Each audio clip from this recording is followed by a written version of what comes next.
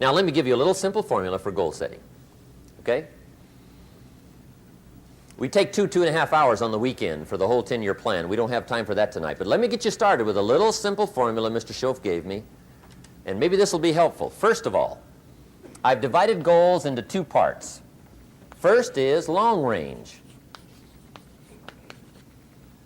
Long range goals. That's your dreams. Your dreams for the next 3, 5, 10, 20, 30, 40 years. Actually, the rest of your life. Your dreams. You've got to keep dreaming.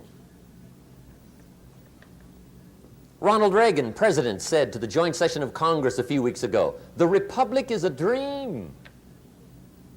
And if we don't keep dreaming, we will lose the republic." Your better future is a dream for yourself and for your family. Where do you want to go? What do you want to do? What do you want to be? What do you want to see? You've got to dream dreams. There's a Bible phrase that says, without dreams and visions, people perish. You've got to have something to go for that inspires the heart and the soul.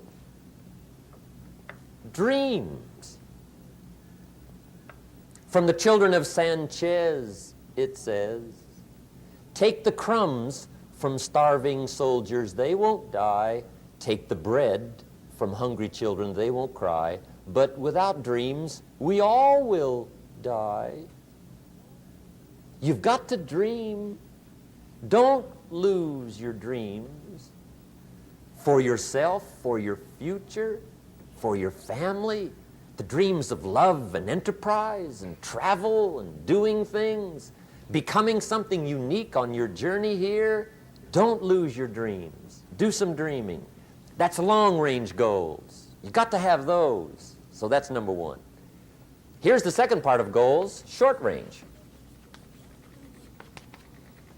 Short-range goals. That's your goals for tomorrow, this week, this month, this year, the immediate future. We call these confidence builders. Because if you set up something short-range, go for it, get it, latch onto it, work hard, accomplish it. That starts building your strong feelings to go for your dreams. Now, I've divided goals into 3 categories. Here they are. Number 1 is economic. That's your goals for money, income, business, profits, production.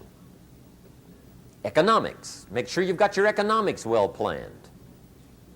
Economics plays a major role in everybody's life. Economics is major, which means it ought to be meticulously well planned for tomorrow, this week, this month, this year, long range. What if you asked somebody tomorrow if you could see their meticulously well-planned list of economic goals? What would they probably say? They say, you some kind of a nut? You must be weird.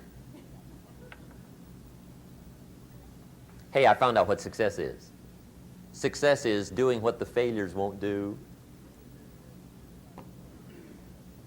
Make sure you've got your economics well planned. It'll put you in the top 5%.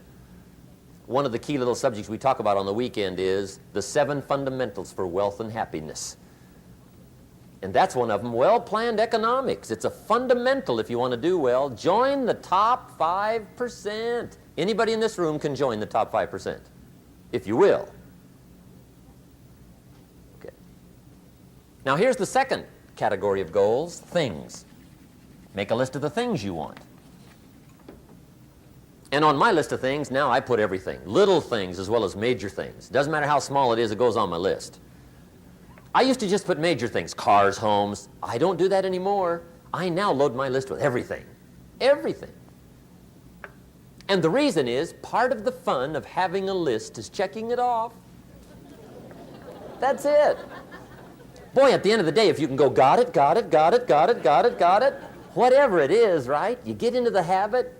So load up your list, the things you want. Now, when you check off something major, celebrate. That's an important point to make. Celebrate your achievements. Live it up. Have a party when you reach something you've worked for a while. See, we all grow from 2 experiences. One is called the pain of losing. The other one is called the joy of winning. We need both of them. Amplify them as much as you can, which also means make losing painful. If you set up something, fooled around, didn't get it, put it on yourself. On the other side, if you did get it, congratulate yourself. Self-congratulations is a sign of maturity. Seeking congratulations is a sign of immaturity. But hey, winning and losing, see, that's what it's all about. That's the name of the game. Now, some people lead such mediocre lives, at the end of the day, they don't know whether they're winning or losing. They got no clue. Guy's just going through the day with his fingers crossed. There's a better way. Okay, here's the third category of goals, personal development. Put those goals together, personal development goals. That's your goals to be stronger, more decisive, be a speaker, be a leader, learn a language, all kinds of skills. Okay? The whole weekend seminar was designed to improve all your skills so that you walk away more skillful. And that's what you want, the personal development skills. That's what attracts, that's what brings good things to your life, the person you become more skillful. Now, this is quite a package to work on. Economics, things, personal development. For tomorrow, this week, this month, this year, long range. Okay? That'll get you started. Now, here's the simple formula for setting goals. It goes like this. A, work on your goals. That's step one. Work on them. And I've put the word work there deliberately. Setting goals is plain hard work. I don't want to kid you. We haven't come here tonight to kid each other. It's work. I know it's work. That's why a lot of people just let it slide. It's work. Many people work hard on their job, but they don't work hard on their future. They just let that slide. And the work involved is making plans. I know most people don't. I understand that. But don't let that be you. Guy says, well, yeah, you work where I work, but the time you struggle home, it's late. You've got to eat a bite of supper, watch a little TV, get to bed. You can't sit up half the night. Plan, plan, plan. And the guy's behind. Good worker, hard worker, sincere. But you've got to be better than sincere, working hard. You've got to be better than a good worker. You've got to be a good planner. Somebody once wisely said, the people who fail to plan are planning to fail. Well said. So work on your goals. Here's step two. Write your goals down. That's so important. I teach my staff around the world, put your goals in your journal. Because one of the major people you want to study is yourself.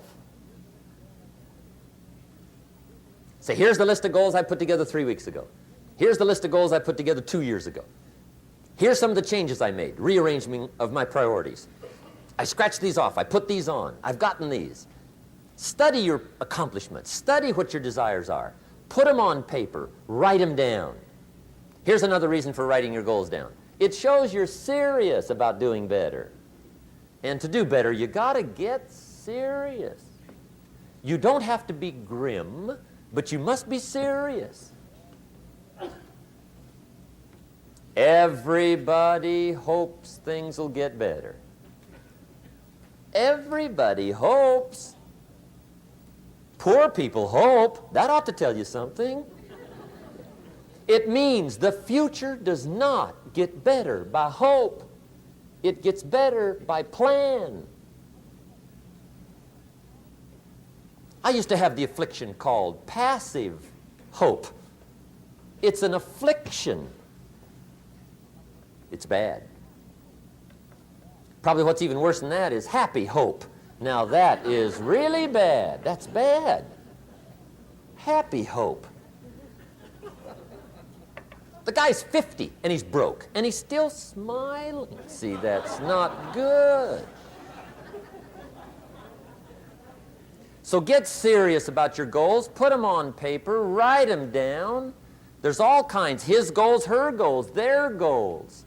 Business goals, financial independence goals, family goals. I mean, there's so many things to work on this that if you don't get busy and work on it, sure enough, the time will pass.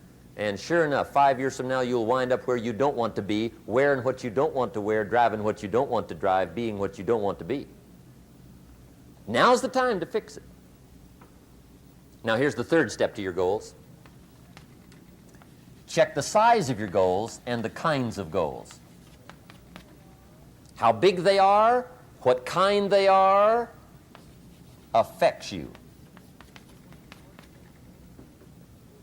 And here's one of the important phrases of the evening. Your goals are affecting you, whatever they are. Your goals affect your handshake. Your goals affect your attitude, personality. Your goals affect the way you walk, the way you talk, the way you dress. All day long, we're being affected by our goals. Now, some people have goals, but they have such lousy goals. The effect is bad. I asked a guy one time, what are your goals for this month? The guy said, look, if I could just scrape up enough money to pay these lousy bills. That was his goal. I'm not saying it isn't a goal. It's a goal, but it's such a lousy goal, the effect is bad. You don't jump out of bed on Monday morning and say, oh boy, another chance to go out and scrape up the money to pay my lousy bills. See, you don't do that. Usually you say, oh, not another Monday.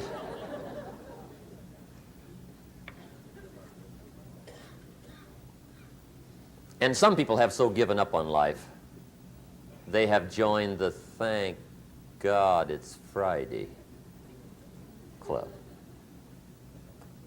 How sad. Surely those are the same people, when life is over for them, will say, thank God it's over.